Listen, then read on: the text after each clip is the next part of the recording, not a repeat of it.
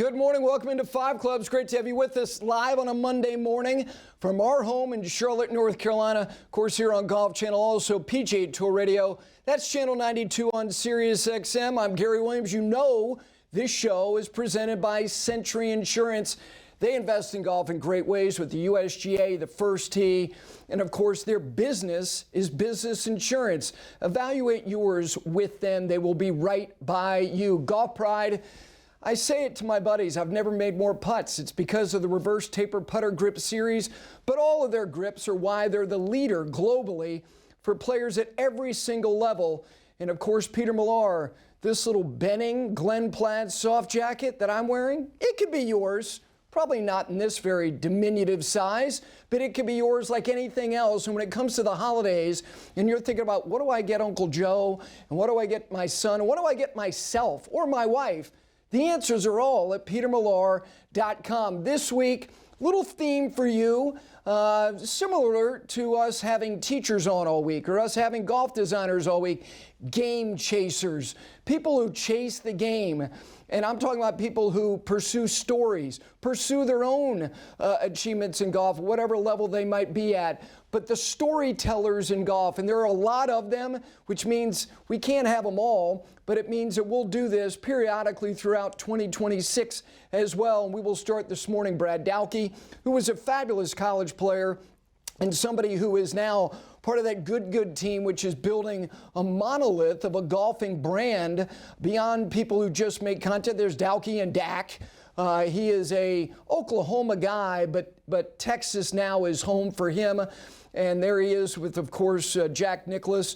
Looking forward to my conversation with him. He's played in the Masters. A lot of people think that if he got his game right, who knows?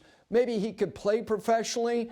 He's made it clear that's not the path. But what is the path? And then also Ryan Lavner at the bottom of the hour, somebody who I have immense appreciation for him. There is Rex and Ryan. Of course, they've got their podcast, the Rex and Ryan Golf Channel podcast, which generally follows us and will again in 2026 at 9 a.m. on Mondays. He's also a fabulous writer. He is a fantastic storyteller.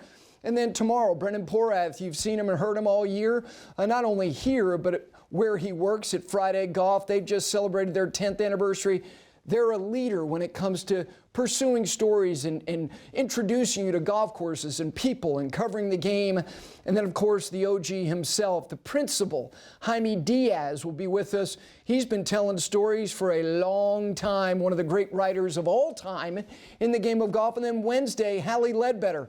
Played college golf, daughter of a famed instructor, David Ledbetter, and she is everywhere in really interesting and fun ways, and she's chasing the game. And then we will wrap it up Wednesday with Gabby Herzig, who's one of the best young writers, one of the best writers covering the game of golf, and as you know, contributes here, but she writes for The Athletic. She's also somebody who played college golf and played in the U.S. Women's Mid-Amateur this year at Monterey Peninsula Country Club. Those are our game chasers, so we will chase stories and have them tell us their favorite stories from this year. But we will start with some golf. There was golf played over the last 4 days at the highest level on the men's side. Let's start with the Hero World Challenge because I picked Scheffler. Why wouldn't you? He didn't win. Mild upset. Hideki Matsuyama ends his year similar to the way he began it. He won the Century to start the year in a very small, boutique field in Maui. Of course, he can't defend coming up kind of end of the month, beginning of the new year, because the Century will not be contested. Alex Noren's a great story. He is somebody who dealt with a serious injury, torn hamstring tendon. Sepp Straka. Sepp, and you can, again, value this field, this event. Look, it's a great field, very small field. J.J. Spawn, good for him. He wraps up a glorious, dreamlike year. Scheffler, oh, what has happened to him? A tie for fourth. I thought it all kind of came down to a little stretch there on the inward nine yesterday. Justin Rose continues to plod along. Corey Connors, Harris English, the rogue. I'll say anything at any time, Harris English. Wyndham Clark, and then Cameron Young, who didn't get much out of his weekend. Shot 64 Friday and then backed it up with a pair of 70s.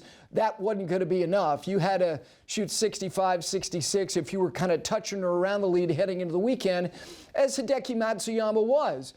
And let me just say a few things about him. Very streaky. But when the streak is right and he is in flow, he can be as good as anybody. I would say that over the last decade, Hideki Matsuyama has been one of the 6 to 8 to 10 best players in the world, as evidenced by his resume. 11 wins on the PGA Tour, 8 wins on the Japan Tour. And if you start looking at the wins specifically, and yeah, I think there's different weight to wins. And winning is the most important thing wherever it might be. But this guy's won 2 World Golf Championships. He's won the Memorial. He's won the Genesis at Riviera. He won a playoff event. He's won the Century. He will be a lead pipe, stone cold mortal lock for the World Golf Hall of Fame. You can say, well, a major and 11 wins. He's an international player. If you look at some players who were born and raised outside of the United States, it's the World Golf Hall of Fame. And Hideki Matsuyama, the reason why Hideki Matsuyama is not more consistent and maybe hasn't won more, and 11 is a load. That's a lot in this generation, not to mention where he's won. He plays in all the best events, and he also has that Masters win. And the gravity of that win is significant as an Asian-born player in 2021, and he's got a 2nd, a 4th, and a 6th in the other 3 major championships. It is kind of peculiar that when you do look at his year, the win he had at the Century was his only top 10 of the year. And that is why when you say, well, he's a top 5 player, any given week he is, but over the course of the season, I would not put him in the top 5 because he lives uncomfortably outside the top 100 when it comes to putting. Just look at his career from 111th to 119th to 176. If you are not better week in and week out putting the golf ball, it's the reason why you're going to have periods, almost like a whole year, from January to December, where you don't finish in the top 10, but you are absolutely one of the elite ball strikers in the world of golf. So a win for him, unofficial, gets the world ranking points, gets a little bump when it comes to that. He's not, looking at that on an everyday basis. And for Scottie Scheffler, it is kind of funny when he's kind of close to the lead, as evidenced by the betting odds. If you looked at him heading into the weekend, he wasn't leading, but he was the betting favorite. If you looked at him yesterday heading into the final round, he was still, I believe, just behind Matsuyama, but he was at like plus 350. That's like the ultimate bargain. And then he made a bogey on 11 on the par 5, tried to hit driver off the deck with mud on his golf ball, made bogey the next, even though he eagled 15. Didn't have enough holes, so he finishes 4th, which seems kind of surprising. So that is the hero. Meanwhile, a glorious week at the Australian Open. And Rory was there, and you have representation from all the great Australian players, young, middle-aged, and if you want to consider Adam Scott older, that's fine. Rory finished in a tie for 14th. He said it himself. And even though he said that Kingston Heath, he thinks is a better golf course, that's his opinion. That's the beauty of how we look at golf courses. But the young man who won, to me, makes a larger point because it relates to me to kind of where I think it's all going, and that is Rasmus Nergård Peterson. In 2025, it seems like every time you turn around, there's a Rasmus on a leaderboard. What has happened to Denmark? It's suddenly the hotbed for elite men's professional golf. If you look at this young man, 26 years of age, and here's another example of something that we didn't see much of, if at all, 25 years ago, much more so over the last decade, using, and I mean that in a good way, the college golf system to advance. 25 years ago, nope. Didn't see that from many European players. Now, all of these college coaches are scouring all of these events, and many of the best junior players make their way to the United States to play AJGA events. So there's a familiarity beyond just, hey, I saw him play one time. No, everybody knows who everybody is. Plays at Oklahoma State. And he is somebody who won one of my favorite events in golf, the Big Green Egg German Challenge. Yeah, he won that.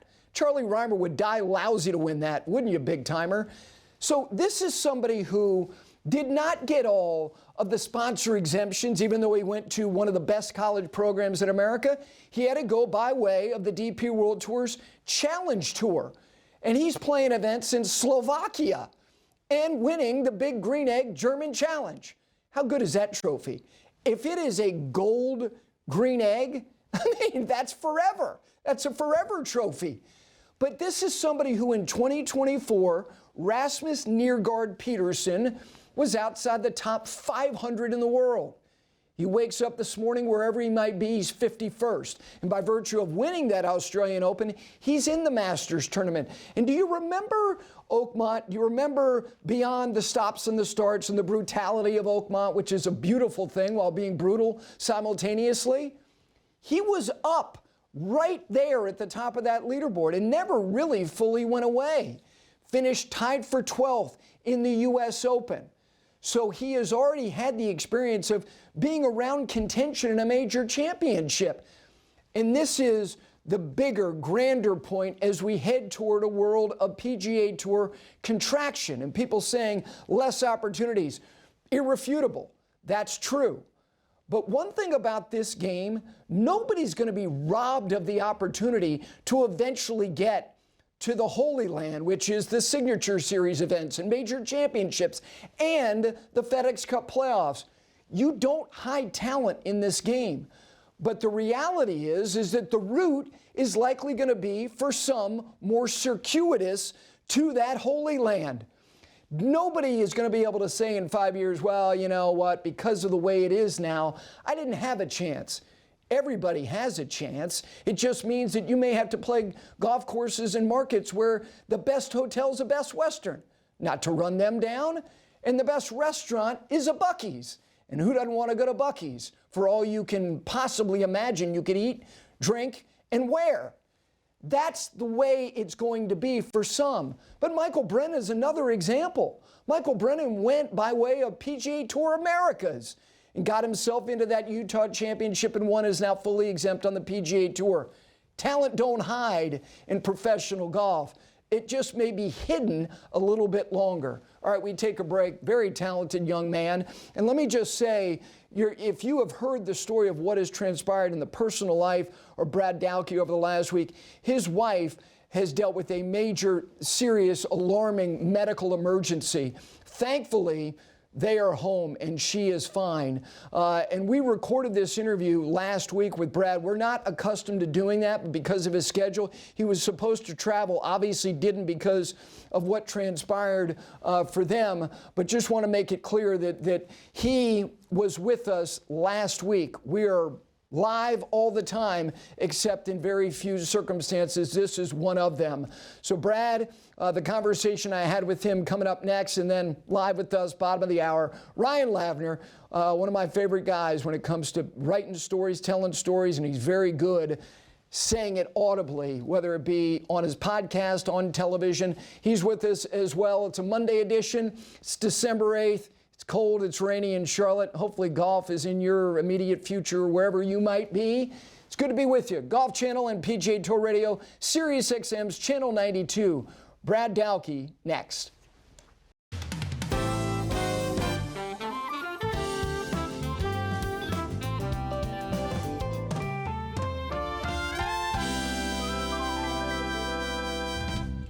Back in this Monday edition of Five Clubs, the whole week, people who chase the game in all different ways. Nice to have you with us here, Golf Channel, also PGA Tour Radio, Sirius XM on Channel 92. This segment brought to you by Golf Pride. When it comes to grips, there is no competition for them because they give you the best options, the best materials, trusted by the most players around the world. Golf Pride. All right, joining me now, he's won a national championship, he's played in the Masters, and now he is part of a group that produces more content that's as popular as anything that is out there, and that is, of course, is Good, and he is Brad Dalke. My friend, good morning. How you feeling?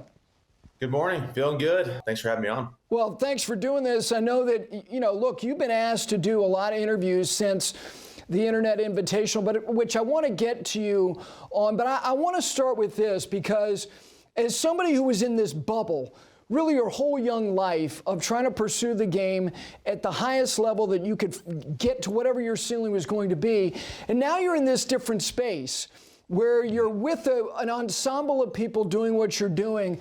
What have you learned about golf, about the game over the last 4 years that maybe you didn't have a view of because you had this narrow focus on, I have to be as good as I can be, and you probably weren't paying attention to all the ancillary stuff. What have you learned about golf? I think YouTube golf has taught me the most, just how to have fun with golf again.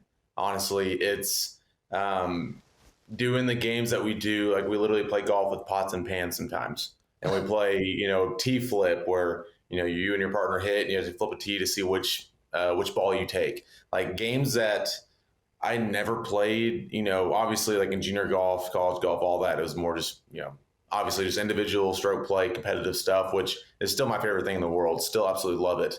But I think YouTube golf taught me, it brought the fun back into the game again, almost like I was, 8 years old again, just learning the game, playing these games with my buddies and all that. It really brought the fun back into golf, which I think for me, while I was doing pro golf especially, I was lost and searching for things. I think it really turned into a job, and it turned into a chore almost to play golf.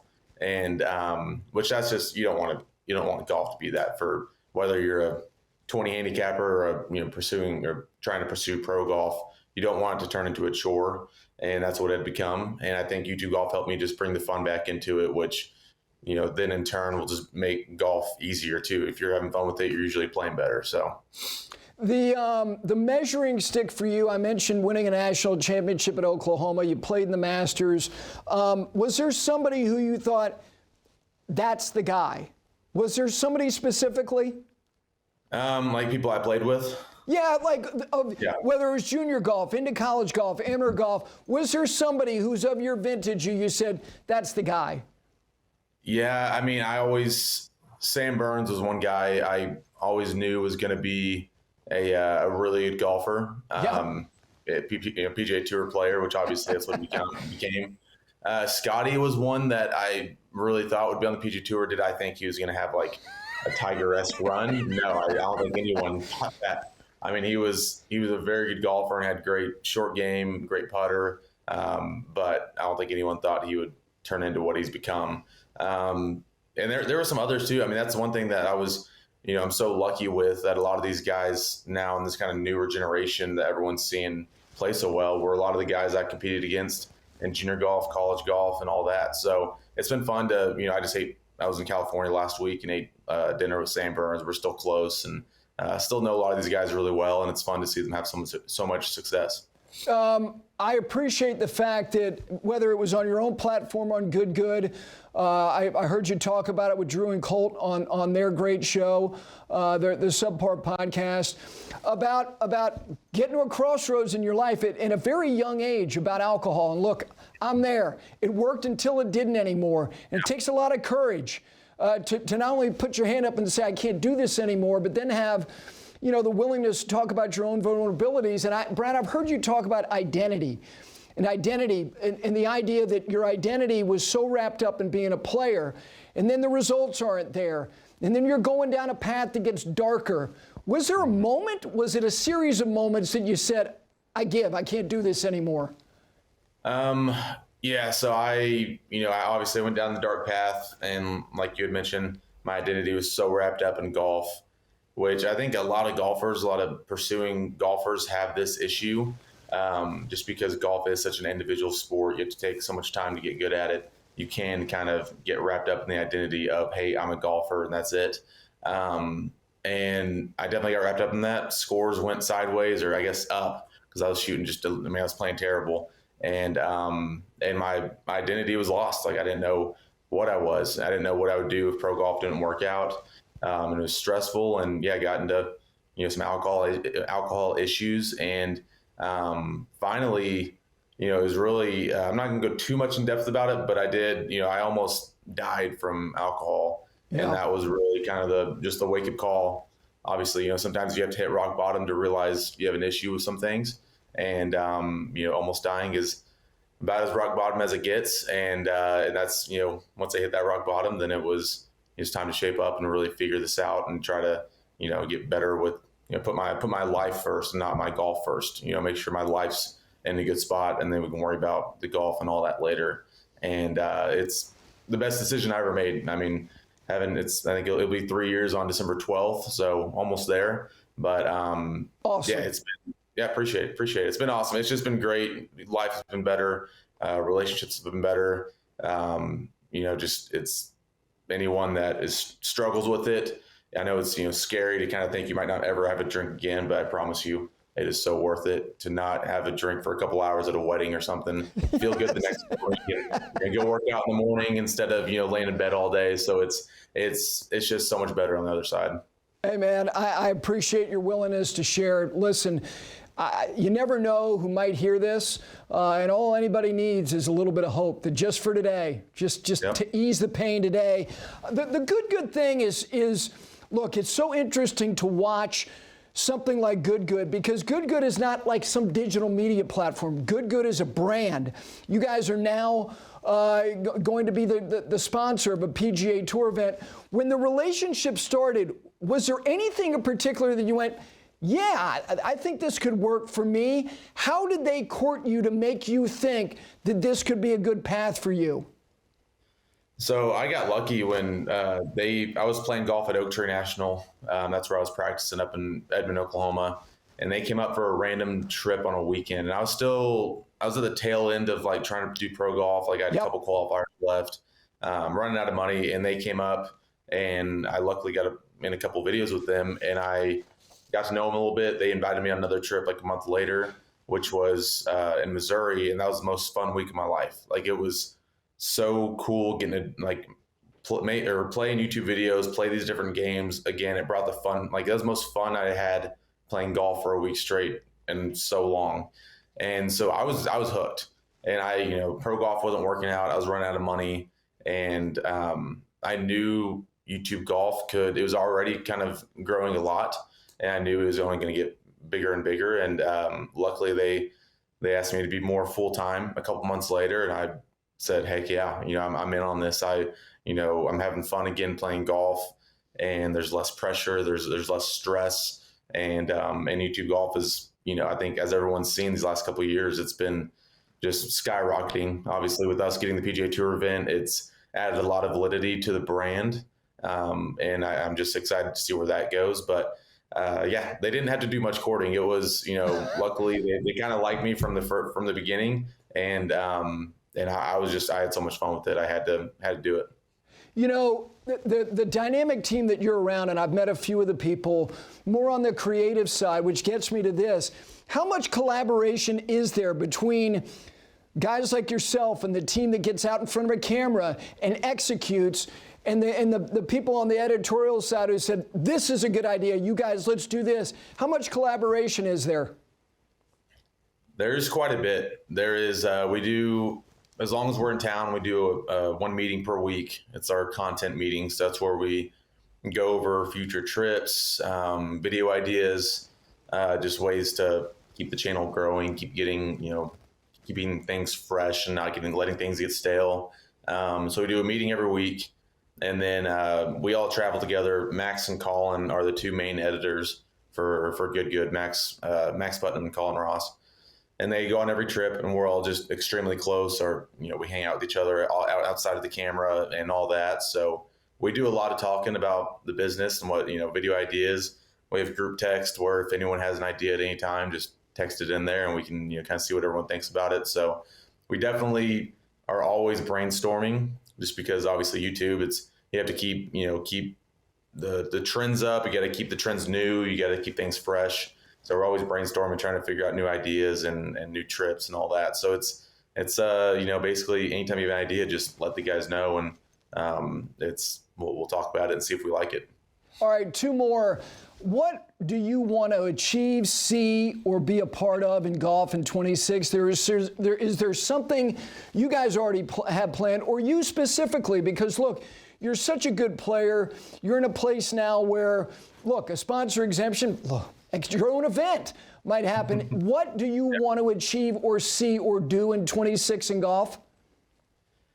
So I think one thing I'm really excited for is the big break, which obviously Good's bringing back. Yes. And that was my favorite show growing up. I mean, just being it wasn't Morning Drive, Brad. It wasn't Morning Drive with Holly Saunders. Yep. Yeah, except for that. Except for that one, of course. This was my second favorite show on the Golf Channel. But No, Big Break was just awesome. It was. I heard someone say this, and I agree. It was almost like YouTube golf before It was. YouTube. Bingo. But yeah, because you get to know these. That's why people love YouTube golf so much. They get to know us more than they get to know the pro golfers on watching the PGA Tour coverage, and that's why Big Break I think was such a hit. You get to know these golfers, their backstories, their downfalls, their everything, and you have people to root for. You have the heroes, you have the villains, and I think that's what made it so great. I'm so lucky that I'm going to be a part of it now. I mean, it's pretty surreal. Like the show I loved growing up watching Wow. Loved watching growing up. Sorry, it's a little early over here in Texas. But that show that, and now I'm going to be on it. And that's just really special for me. And I'm so excited to be a part of that. And then also just, I would love, possibly a couple of sponsor exemptions. I'm not going to sit here and beg for them and all that, but hopefully, because I don't really, now that I'm in YouTube golf and doing well with it, I don't want to go through the grind of Q School, PGA Tour Americas, Corn Ferry, all that stuff. It's as and as any pro golfer knows, that is an absolute grind, and I don't see myself going that route anymore. But I would love to give myself a shot in a couple PGA Tour events through sponsor exemptions if that's possible. And I will, whether I play good or bad, it's going to be the most fun thing ever if that happens. So you'll see what happens in 2026. But Big Break, really pumped for. And then obviously our PGA Tour event, whether I'm playing in it or not, is going to be a really cool thing. No doubt. Last thing, I was there the night that you arm wrestled Rory at the Junior Invitational. Had you thought about that? Had you thought about, like, if I get a moment with him, because look, for anybody who saw you when you were 15, 16, you look like a guy wanting to meet somebody in the hole, meaning middle linebacker or an up back. Like, I like contact. Had you thought about that before you said, I want to arm wrestle you?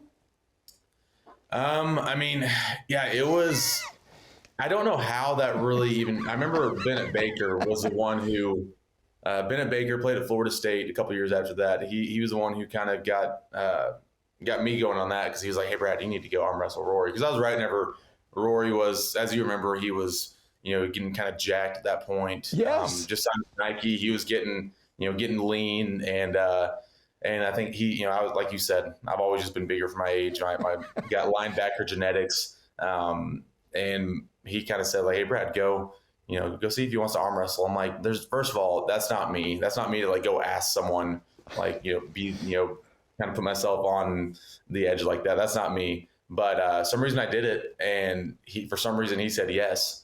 And the arm wrestling, it was fun. But I think he definitely gave me. He went a little easy on me. I think he was protecting his shoulder, his elbow a little bit, which deservedly so. Being number one golfer in the world at the time, he had every right to not go 100%. But no, that was such a fun moment. I mean, that Sage Valley Golf Tournament was awesome. And yeah, I guess I was able to take it down. I mean, I won't tell anyone that he went easy on me, but I think I'll say he went 120%, and I just took him down. Yeah, it was, look, like you said, the event's great. The guys that they bring there every year. I will tell you, Brad, that the best thing that I saw or experienced that week was your mom. Your mom was a pistol. I love talking to her, walking down fairways, watching you hit golf shots. And again, I know that you got a lot to look forward to. Thank you for carving out the time. You're busy. Happy holidays, my friend. I look forward to seeing you in the new year. Yes, sir. Thank you for having me on. And happy holidays to you. And hopefully we'll see you soon. Okay, very good. Brad Dalke, we continue this Monday edition. It's Game Chasers. He chased the game. He's one of the best juniors, best college players, national champion, played the Masters, and now Good is just huge, and he will be in the big break. We come back here on this Monday right after this.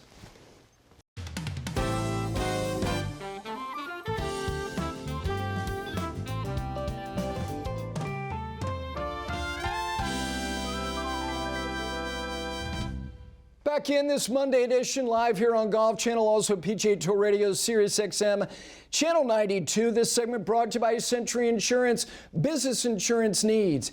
You all have them. If you have a business, let them evaluate what they are. They will be right by you. Century Insurance.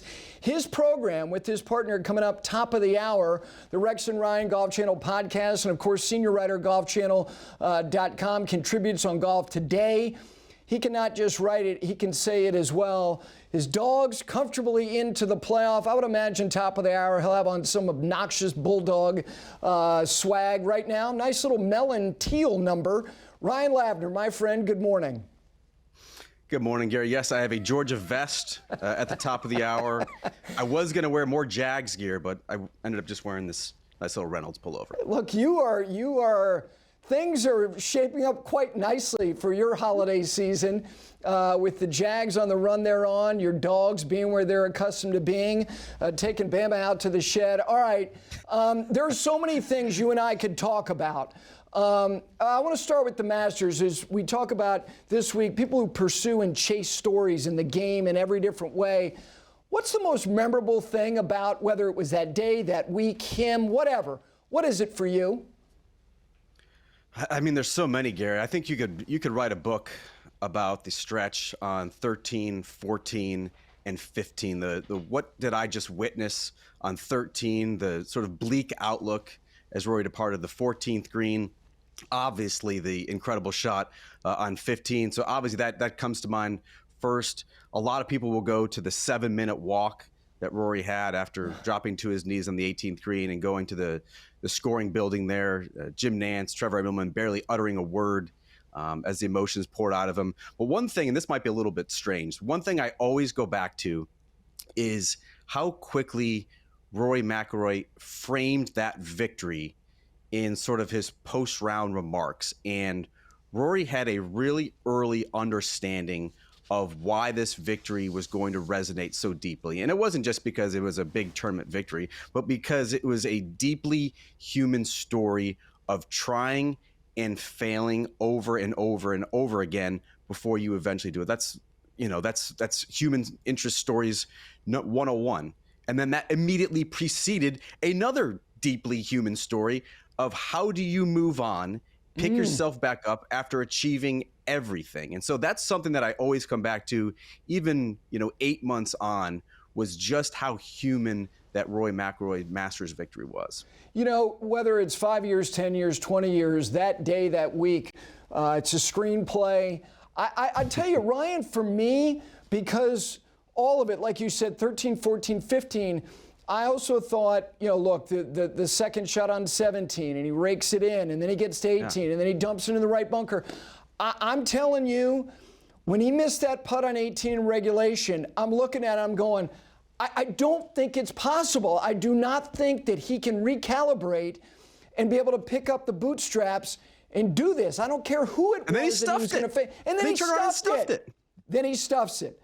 That, to me, it was the greatest example of fight and flight and both, from one shot to the next, hole to the next, extraordinary. So let me go from April to late September. And the Ryder Cup always is going to give you a lot. It's so noisy, it's so distracting, it's so disorienting for people who cover golf because it really is confrontational, not only between the teams, but fans and teams. What is the standout touchstone moment about that week for you? So you and I have covered a bunch of these cups. It doesn't matter whether it's the Ryder Cup or the President's Cup. There is always a period of time where you can concoct a path to victory for either team. It doesn't matter if it's 15 minutes or it doesn't matter if it's 2 hours. And that moment arrived for the Americans with the Russell Henley-Shane Lowry match. And if you remember, the Americans at that point were down by 3 points. There was 4 matches left on the golf course. Americans were up by 2, and they were tied in 2 others with just 4 holes left. Russell Henley was standing on the 17th green with a 10-footer to win the match. Everybody was there. The Europeans, who were now nervous, the Americans, who were now giddy at the possibility that they were about to stage quite possibly the most improbable comeback in sports history. We're talking 28-3 type stuff if you were a Patriots fan. What happens on that 17th green?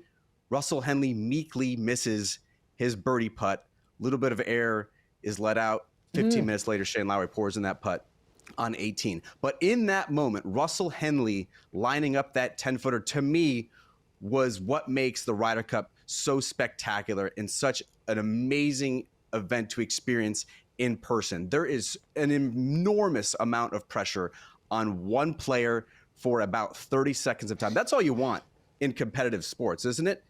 To have the best players in the world rise to the moment. Russell Henley couldn't do it. 15 minutes later, Shane Lowry did.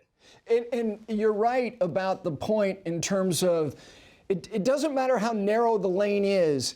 Inevitably, the lane opens for, even if it's for a fleeting moment. Even in Rome with Max Homa's match, that lane, if he doesn't hit it right, and he wound up hitting a fabulous. Anyway, the point is, I remember Justin Rose at Medina. The lane kept getting wider, and he makes that bomb against Phil, and I'm like, the boulevard they've been greenlit. No, you're right. That was absolutely it. All right, let me ask you about Scheffler.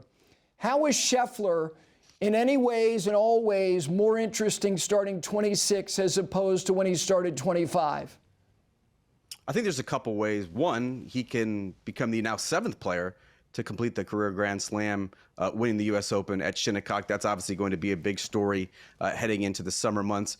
I'm most intrigued that Scottie Scheffler actually got better in 2025. You look at the strokes gain numbers. He was a better player statistically in 2025 when he won 6 times overall than in 2024 when he won 9 times. And I think most positively, not just looking statistically and what he did performance-wise, he's not going to be derailed unless he has another holiday mishap for 3 months at the beginning of the season, trying to play catch-up with his training, with his swing, trying to get back in gear that way. And so a full year of Scottie Scheffler in full flight with, I would say, very few serious contenders going at him on a regular basis in the biggest events, leads me to believe there's nothing that's going to stop the Scottie train in 2026. And now, statistically, he's an even better player.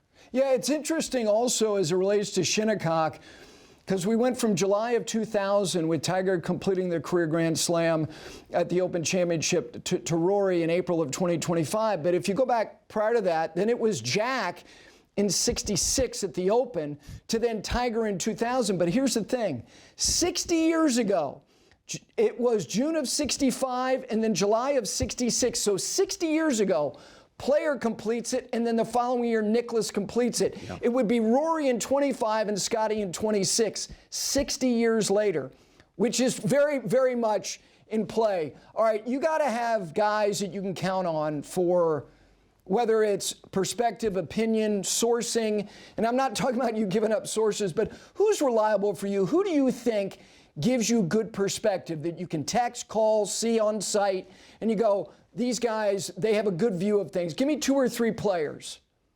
Well, first of all, we have to put Rory McIlroy in like a league of his own. Agreed. Right? Like, it is so incredibly rare to find a superstar who is that forthcoming on any number of topics. We're really blessed to have that in professional golf. I'll go with 3 players: Maverick McNeely, Jordan Spieth, and Justin Thomas. And the reason I would cite those players is I find all of them to be really empathetic personalities who care deeply, not just about themselves, their game, their performance, but also, I would say, professional golf and the PGA Tour at large. So I always love going to them. I've known them all for a really long time. I mean, I used to cover Maverick McNeely back in Stanford when he was like legitimately deciding, should I turn professional or should I go into a career in business? That is unfathomable to think about a decade later, but that was a serious decision for him. I wrote tens and tens of thousands of words on that. And now to see the player that he has become, a top 25 player in the world, has been really, really cool. I've talked to Jordan Spieth about everything, injuries, how he deals with fame. You and I have known him for 15 years. He just has such a great perspective, such a well-rounded person and player. And Justin Thomas, I feel like for golf questions, I find his golf IQ to be insanely high. And so I can talk to Justin Thomas about anything: golf course architecture, how he shapes the ball, certain shots. I did a spin story around Augusta National's notoriously difficult greens. and used almost exclusively Justin Thomas quotes because he was getting so granular with the details. So I find all three of those players, if I'm really in a pinch and I need someone for a story, those are sort of my go-tos. Yeah, all good. You talk to rules officials on the PGA Tour, they'll tell you that Justin Thomas has as good an understanding of a baseline of the rules as anybody. I would add Lucas Glover. I think Lucas, he's got his show on Sirius XM. He's righteous. He's willing to give thoughts that run against what can seem like a riptide of people that are his peer group. All right, last one for now. Your show coming up top of the hour. Who's the biggest needle mover in golf in 2026? Who will it be? I may be going back to the well on this one, but I think Jon Rahm is going to have a monster 2026. He is back to being an elite player off the tee. He was back in 2025 to being in the mix at the major championships. I know he had a back nine to forget at Quail Hollow, but the PGA Championship. I really do believe, and there's been a lot of talk about the move on Live Golf from 54 to 72 holes. I think that is exactly the elixir that Jon Rahm needs.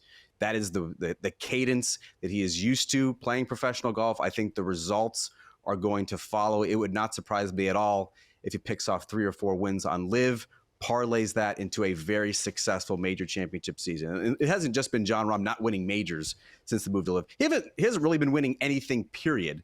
But I saw enough statistically, the improvement, getting his sort of feet under him and what Live is going to be about and sort of the cadence of his schedule that way. I think Jon Rahm is going to be back to being a top 3, top 5 player in the world in 2026. I will say Brian Rolap, whether people are going to think he's a combination of Kennesaw, Mountain Landis, Pete Rozelle. We know all this change is coming. And oh, by the way, couple that with, trying to clarify and get an understanding of where everybody's position is on the rollback. I think we're going to get a lot of that in 26.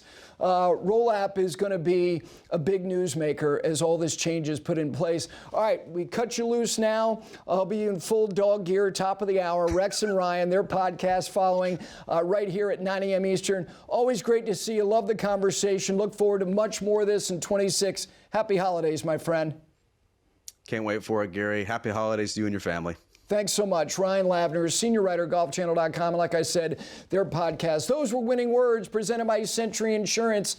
When it comes to having the important conversations where decisions can be made to make your business more secure, let it be Century Insurance. We take a break, come back. Some final thoughts on a Monday edition right after this.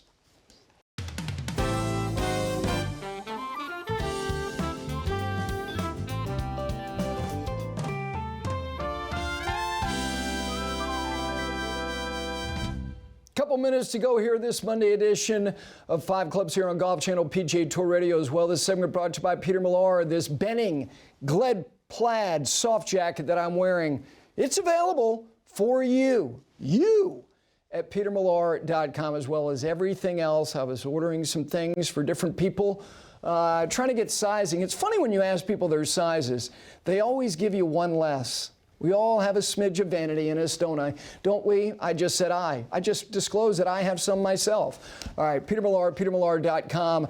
A couple things before we're done tomorrow. Jaime Diaz, the original game chaser.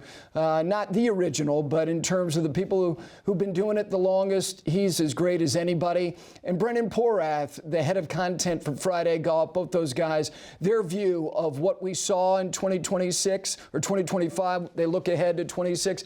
Do want to mention, I was lucky enough to run down and see, again, the state of South Carolina is going through this incredible boom of golf courses. Ridgeville, South Carolina, right off of I-26. You're about 25 miles from Charleston. Old Sawmill. Tyler Ray, who is part of our design week, he's been in studio a couple of times, and original work from him. They just pulled the curtain on Old Sawmill, fabulous stream system that he incorporated on that golf course. And I'm a huge sucker for boundary holes that play along the perimeter of the property. You think of some of the great golf courses, especially in this country. Think about the world. Think about the old course. Think about the holes on the perimeter of that property as you come home. But Old Sawmill has a stretch, 15, 16, and 17, running right along the edge. And I think of holes at Places like National Golf Links, Marion, seems like every hole almost is a perimeter hole. Chicago Golf, my favorite hole on the golf course there, the Cape hole, number 14. You look at that green tucked back in there in that corner and you look over the fence and there's just this little split level ranch right there. It's one of the great holes in the world, right on the perimeter. And Tyler Ray has done that in a wonderful way. Old Sawmill, just add that to the Rolodex of amazing new golf courses being built in the Palmetto State. Let me end with this. The Metropolitan Golf Association awarded their Distinguished Service Award this past week to Rich Lerner. There is nobody that I can think of that deserves a Distinguished Service Award more than the long, lean Dickie Lerner. Great friend, amazing storyteller, but somebody whose love of golf has him thinking about people in golf, stories in golf, places in golf. And I know that he has great affection for what Jack Whitaker did with telling stories. He's of that ilk. And I know having Brandel present him and all that great team and Matt Haggerty and Chloe Pistorius and everybody else, Richie, well deserved. Have a great Monday, everybody. We'll see you tomorrow.